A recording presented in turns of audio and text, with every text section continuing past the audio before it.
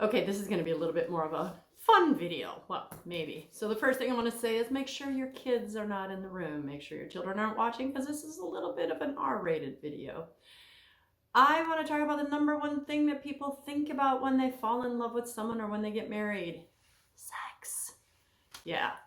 So I talk a lot about saving your marriage, people who are standing, people who are divorced, fighting for your marriage, but I don't often do enough videos about those of you who are still married but could really use a tune-up.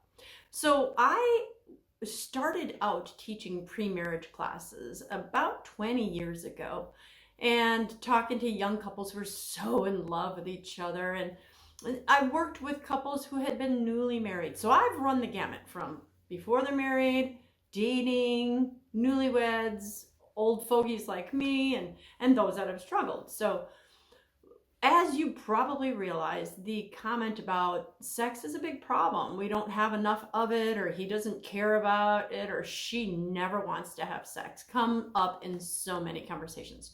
So I want to really talk about sex, the marital act here. One of the things that you should understand first is the differences between the male and the female brain. I know some people say, oh, they're no different at all. It's just socialization.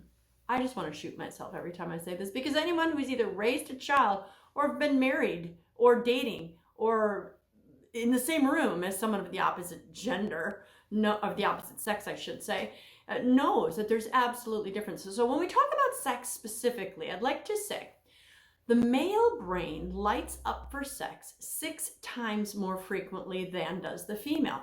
So I want to make sure to say women like sex just as much as men do. It's just that women don't need it or desire it as often as the men do.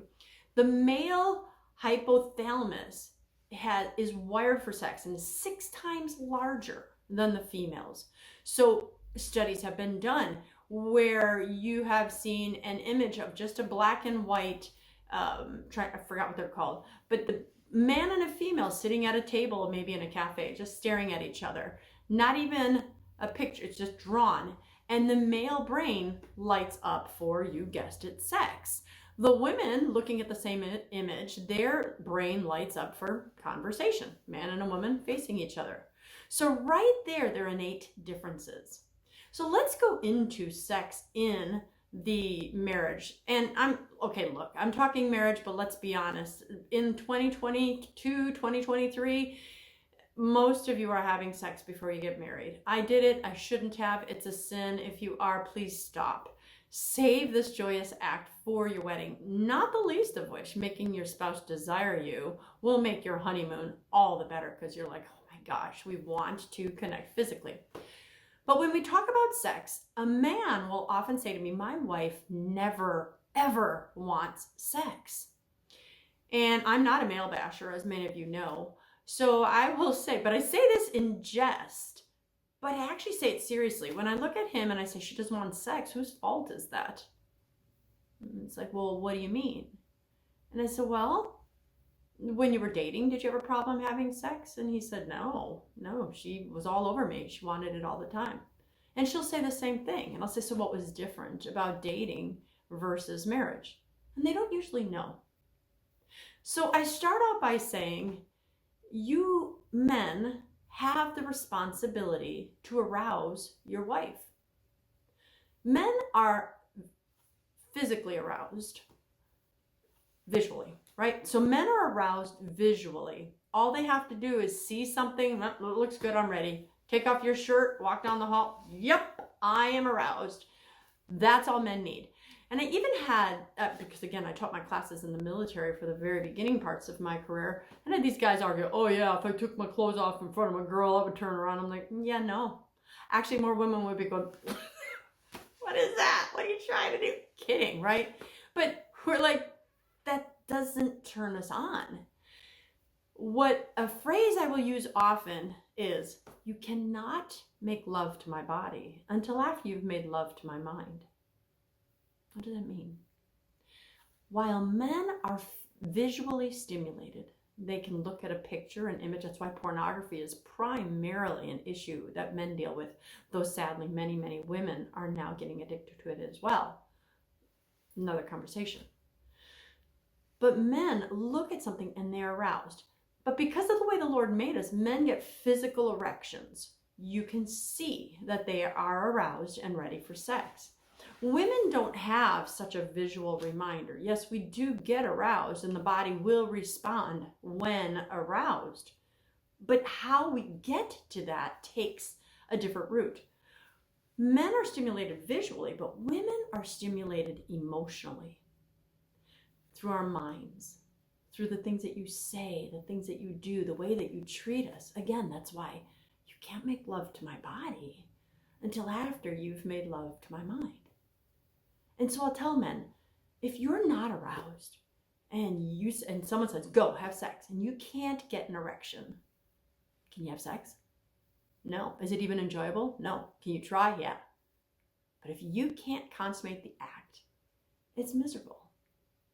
And yet women, more often than not, are expected to have sex without being aroused. We don't have erections. It's like, okay, I'll surrender my body to you, but do what you gotta do. I'm not trying to make a joke of it. I'm actually trying to be very, very serious. So when we go back into this, how do you arouse a woman? The amygdala in the female's brain are her emotion center, and the women have significantly larger amygdalae. Studies have shown now that there's actually two. They believe one for positive memories and emotions, one for negative, but I'm not going to talk about that right here. But because the woman's emotion center is so much larger, and her emotion center is wrapped around her verbal center, it's the words she hears, it's the conversation. So if you want to arouse your wife, you must start doing that in advance. Another quick question. How long does it take to arouse a man? And statistically we'll say 2 minutes. And guys in my class are like, oh yeah, no, I can be done in 2 minutes. Truly a man can be aroused in relatively a split second. How long does it take for a woman to be aroused, physically aroused? And I'll just sit here.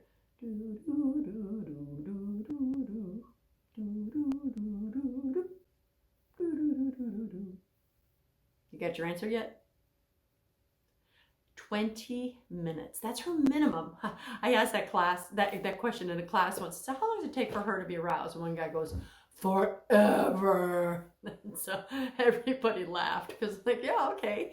But see, that's the way God made us. God could have made us both the same, but he didn't. And that is one of the reasons I believe that God made men the head of the household, because it is your responsibility as her head. It is your responsibility as the leader. It is your responsibility as her protector, her provider. Your responsibility, as the Bible says, to love your wife as you love yourself. You are to love her with the things you say and do. If you want to have sex when you come home from work, then you need to start arousing her in the morning. That doesn't mean foreplay. And a lot of people, what is foreplay? Foreplay is the actual physical touching, but by that time, you've already kind of gotten her into the position. You've gotten her into bed. You've gotten her. But you want to arouse her has nothing to do with foreplay. Often it's when you wake up in the morning and you see her doing something, you kiss her on the back of the neck and say, you know, I'm just so in love with you. You know, I'm really proud to have you as my wife. Or maybe texting her in the middle of the day and saying, hey, sweetie, you know, what you thinking about? Just want to let you know you're still hot to me. You know, whatever it is. Now, granted, there are some things, I just had a conversation with girlfriends last night. Like, oh no, every time my husband does this, I know he's like, he just wants sex. We turn it down. Or every time he does this, my husband will touch me right here. He's like, oh, that's code for I want sex. That's not what I'm talking about per se. But what I am talking about is what can you do? What did you do when you were dating to arouse her? What did you do when you first got married and you couldn't get out of bed? When you first got together, you're doing it 2 and 3 and 4 times because you couldn't get enough of each other. She felt loved. She felt like she was the center of your world. Oh, and by the way, before you get on me, yes, I do realize that in some cases, the man is not as sexually, he wants sex less often than his wife. That only happens in 1 out of 3 men at most, where the woman desires sex more often than does the man. We're not talking about those. In those cases, most men just want to shoot the guy because they wish it was their position. But for the most relationships, it's the male who is the pursuer and who desires it. And I believe God created us that way to say, you go after her, you sacrifice some of your needs, some of your desires to make her feel loved. Because if you make me feel loved, make me feel loved, make me feel loved, make me feel loved, make me feel loved, by the time I go to bed, I'm like, oh, I want to hold you, I want to touch you, I want to be near you, I want to make love to you. That's your job. Your job is to get her to that place and not to where she thinks it's a chore. Sex is very important, but it's not the be all end all. And I do also want to say to the women watching this video, I want you to think of this as well. I've gotten on the guys, and I know that they must arouse you. They must show that it's not just about sex, because men, before I go on to the women, I just want you to say that's why so many women feel like I'm just a piece of meat. Just do what you got to do, get it done. And what I do know from studies and my degree and my education is most men would rather have fingers on a chalkboard than make love to a woman who doesn't want them. That's not what we're going at. We're missing the mark with each other. But that was her way of saying, I'm not aroused. Arouse me. Make me feel loved. And sometimes it's just not going to be that perfect. Sometimes you got kids running around screaming. And ladies, I kind of want to turn on you and say, I know that you're tired. I'm a woman too. I raised children. I remember thinking the worst part of motherhood was lack of sleep. I hated the years I couldn't sleep. I'm so tied to my sleep. But I also want you to think about this. How would you like if your husband, boyfriend brought you just to the minute before climax and stopped? And that was the way it was every single day.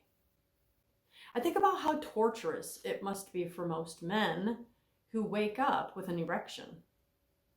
And they have to pursue you. They have to do something. They have to show self-control and either make that go away, which sometimes they do. And I would argue that more men have more days a week where they're forced to use self-control and make their erections go away and say, you know what, today's not a good day.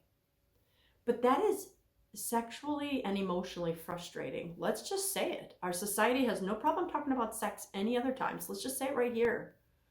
Sometimes it seems kind of mean. And I know most of you women are not trying to be mean. If you're anything like me, it's just that I am tired. I'm not aroused. I've got a ton of other things I need to do. Well, one of the things that you need to do is to honor, love, respect your husband. And I say, what would it be like for you if you walked around with an erection every day? Women, you know, you were aroused, and yet nothing would come of it. It's like, come on, I want you to take care of my animalistic need. But he didn't. How would you feel? Because many men are so sexually frustrated, they either have to try to find a way to push that down, to make their body stop responding that way. It has to be an active action. Or many men end up just going against God's law and masturbating, which goes against God's law. Or in some cases, they find someone else. Now, I am not saying that they don't have responsibility. There is no excuse for an affair. But what I'm saying to you, ladies, is that if you truly love your husbands, you'll recognize just how frustrated they are and how frustrating it can be because they didn't. And here they are waking up next to you. And I know you're rock solid beautiful when they wake up next to you. It's like, oh my gosh, if you've ever seen, yeah, right? Most of us, we wake up with no makeup and our hair is like this. So, but it truly, most men are like, you're beautiful with or without makeup. And again, that's why God made them visually stimulated. And they roll over next to you and they touch you and they feel your warm body and they see your beautiful face, a face that you may not think is beautiful, but a face that they think is beautiful. It's not such a bad thing that they desire you. So consider surrendering your body a little bit more often than you do otherwise. I know we've got other concerns, pregnancies, children, being open to life. That'll be another video. But the whole point of this video is to understand the marital act, to understand that sex is one of the most beautiful gifts God has ever given a married couple, which is why it should stay only within marriage. Whole other problems come when it's used outside of marriage, when you're using your body. That leads right into that conversation. I don't want to give my body to someone who hasn't made a commitment to me, to love not just my body in the act of sex, but to love all of me, even when I'm in a crabby mood and I'm the Christine Bacon that no one wants to be around. And the same for you. There are no two perfect people. But the marital act is an act of saying, I love you so much that I will sacrifice some of my needs to meet yours. Selflessness. It's the number one trait, number one part of the super couple formula. Men, surrender your needs for your woman. Surrender your need to just sit on your cell phone and play a video game or scroll or watch the game on TV or work on the car or whatever it is that you do that spends your time. Because you will want to make love to her later that night, but also because you love her. And even if you're not going to want to make love to her that night, well, that's a stupid thing because men would make love every day if they could. But even if you're saying, you know what, I want to do this just because I want her to know how much I love her. Sacrifice your needs for time, being alone, doing your own thing for her. And ladies, do the same thing. Sacrifice your needs to want to play with the kids or hang out with the girls or sleep to meet his needs. It's way more simple than we realize, and thus it's complex in its simplicity, which is why I wanted to do this video. God could have made us the same, but he chose to make us different. And I believe he did that so that we could more easily mirror him and his relationship with the Son and the Holy Spirit. One is the beloved, one is the lover, and one is the love between them. So whether you are the beloved or the lover, make sure your eyes are fixed on the object of your love. And one more thing.